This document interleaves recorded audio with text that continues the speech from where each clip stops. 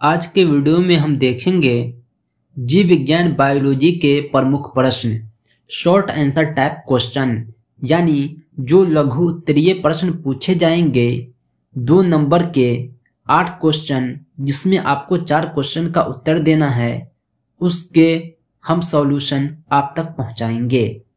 पिछले वीडियो में हमने केमिस्ट्री और फिजिक्स के शॉर्ट आंसर को सॉल्व किया था। इसके अलावा हमारे चैनल पर मैट्रिक 2022 में होने वाली परीक्षाओं के जो ऑफिशियल मॉडल क्वेश्चन है उसके सॉल्यूशन और एक्सप्लेनेशन उपलब्ध हैं, ऑब्जेक्टिव क्वेश्चन के भी और सब्जेक्टिव क्वेश्चन के भी। आज की इसी सीरीज में हम बायोलॉजी के क्वेश्चन सॉल्व कराएंगे। तो आइए वीडियो स्टार्ट करते हैं। पहले क्वेश्चन की ओर चलते हैं। बायोलॉजी में पहला क्वेश्चन जो पूछा गया है मॉडल सेट में, वो है प्रकाशानुवर्तन क्या है। प्रकाशानुवर्तन बायोलॉजी का प्रमुख टॉपिक है। यह एक वैसी प्रक्रिया होती है जिसमें पौधे के अंग प्रकाश की ओर गति करते हैं। यही प्रकाशानुवर्तन कहलाते हैं। आप इस फिगर को गौर से देखिए। आपने देखा होगा गमले में रखा हुआ फूल का पौधा अगर खिड़की के करीब है तो वो खिड़की की ओर झुक जाता है।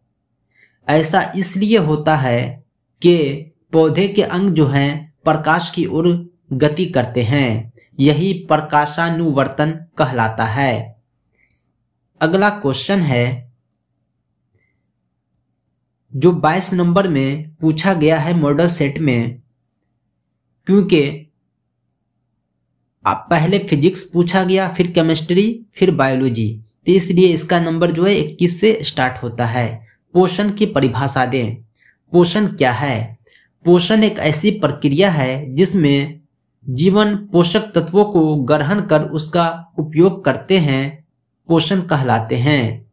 यानी खाने पीने के जो चीज है उसको हम खाते हैं और खाने से जो पोषक तत्व हमें प्राप्त होता है वही पोषण कहलाता है।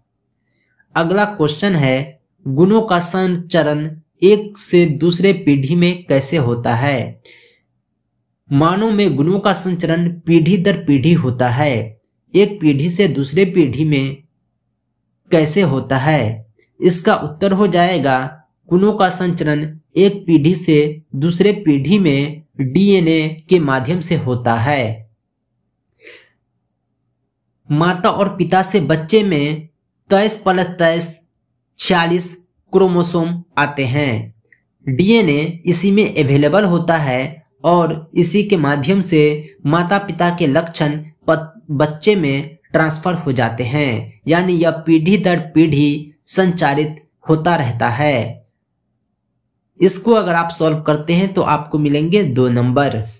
अगला क्वेश्चन जो पूछा गया है रक्त प्लेटलेट से संबंधित है। रक्त प्लेटलेट्स की रक्त जमने में क्या भूमिका है? रक्त जो है उसका गुण होता है रक्त जमना, यानी उसका थक्का बनना। यह रक्त प्लेटलेट्स के कारण होता है जो इस फिगर में दिखाया गया है। प्लेटलेट्स जो होता है कोलेजन नामक द्रव से मिलकर वहां एक अस्थायी दीवार का निर्माण करता है।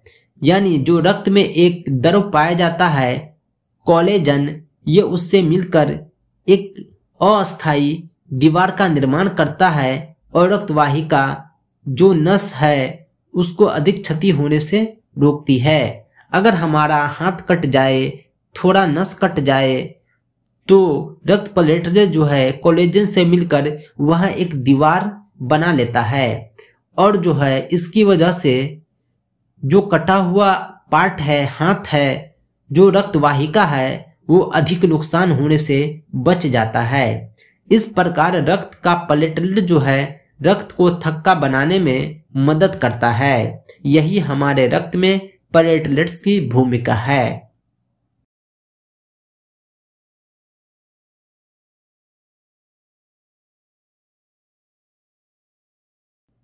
अगला क्वेश्चन है 25 नंबर।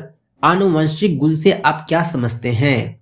आनुवंशिक गुण किसी जीव का ऐसा गुण होता है जो पीढ़ी दर पीढ़ी जनकों से उनके संतानों में संचारित होता रहता है।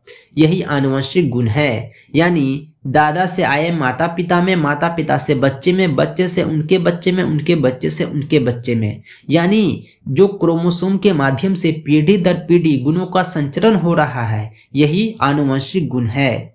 आपने देखा होगा कि आपके चेहरे की बनावट आपके दादा से मिल रही है, आपके चेहरे, आपके सर के बाल आपकी मम्मी से मिल रहे हैं, आपके मुंह के दांत आपके चचा से मिल रहे हैं, यानी फैमिली मेंबर से मिल रहे हैं। यही जो होता है आनुवंशिक गुण होता है, यानी पीढ़ी दर पीढ़ी संचारित होता रहता है। अगला क्वेश्चन है 26 नंबर, परितंत्र में अपमार्जकों की क्या भूमिका होती है? जो पारिस्थितिक संतुलन को कायम करने में अपमार्जक या अपघटनकर्ता की महत्वपूर्ण भूमिका है। इसकी भूमिका हम 1 बाय 1 जानते हैं। यह सबसे पहले पौधों और जंतुओं के मृत शरीर तथा अन्य पदार्थों का जीवाणु और कवकों के द्वारा अपघटन करता है।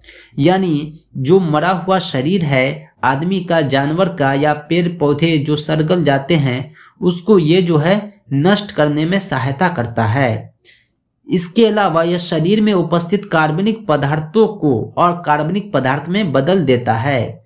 यानी जो शरीर का कार्बनिक पदार्थ है उसको अकार्बनिक पदार्थ में बदलता है। इसके अलावा यह गैसों के रूप में वायुमंडल में चले जाते हैं, यानी यह गैस बनकर वायुमंडल में भी बिखर जाते हैं। प्रकाश अपघटक पारिस्थितिक संतुलन कायम करने में मदद करता है। यानी ये जो है पारिस्थितिक संतुलन को भी बनाए रखता है। वायुमंडल में कितना ऑक्सीजन चाहिए, कितना कार्बन डाइऑक्साइड चाहिए, ये जो है नियंत्रित करता रहता है। परितंत्र में यही अपमार्जकों की भूमिका है। अगला क्वेश्चन है 27 नंबर, ओजोन परत के क्षय का कारण लिखें। हमारा वायुमंडल जो है वो ओजोन परत से घिरा हुआ है। ओजोन परत जो है सूर्य से आने वाली पराबैंगनी किरणों को अवशोषित करता है, यानी हमें खतरनाक बीमारी से यह बचाता है। इसका क्षय होना काफी चिंता का विषय है। आइए हम इसका कारण जानते हैं। इसका उत्तर हो जाएगा ओजोन में ऑक्सीजन का एक समस्थानिक है। ओजोन जो है ऑक्सीजन का समस्थानिक है। ओजोन किसको कहते हैं? O3 को कहते हैं। ऑक्सीजन किसको कहते हैं? O2 को कहते हैं। ओजोन क्या है? ऑक्सीजन का समस्थानिक है, जिसमें एक अणु में ऑक्सीजन के 3 परमाणु होते हैं। ओजोन की सतह का अवक्षय एरोसोल समूह के रसायनों के द्वारा होता है। ओजोन का जो क्षय हो रहा है वो एरोसोल समूह के रसायन के द्वारा हो रहा है। ये रसायन वायुमंडल के ऊपरी क्षेत्र में उपस्थित ओजोन के साथ अभिक्रिया करके उसका अवक्षय करता है। यानी ये एरोसोल रसायन ऊपर जाता है और ओजोन के साथ अभिक्रिया करता है, जिसके कारण ओजोन का क्षय होता है। अगला और लास्ट क्वेश्चन है 8वां नंबर 28 नंबर, मानव मूत्र में अवयवों की प्रतिशत मात्रा क्या है? मानव जो मूत्र है उसमें जल होता है, यूरिया होता है, सोडियम क्लोराइड होता है। यानी खास तौर से 3 चीज पाया जाता है, जल, यूरिया, सोडियम क्लोराइड। अगर मनुष्य 24 घंटे में 80 से 100 ग्राम प्रोटीन आहार के रूप में लेता है तो उसके मूत्र की प्रतिशत मात्रा निम्नलिखित होगी। यानी जल जो होगा 96% होगा और ठोस जो होगा उसमें 4% होगा, जिसमें यूरिया 2% और 2% अन्य पदार्थ होता है। यानी मानव मूत्र में 96% जल होता है और 4% ठोस होता है। ठोस में यूरिया 2% और 2% अन्य पदार्थ पाया जाता है। ये थे 8 मॉडल क्वेश्चन बायोलॉजी के, जिसमें आपको किसी भी 4 का उत्तर देना है जो आपको आसान लगे। 4 के बदले आपको 8 नंबर मिलेंगे, यानी एक क्वेश्चन का वैल्यू 2 नंबर है।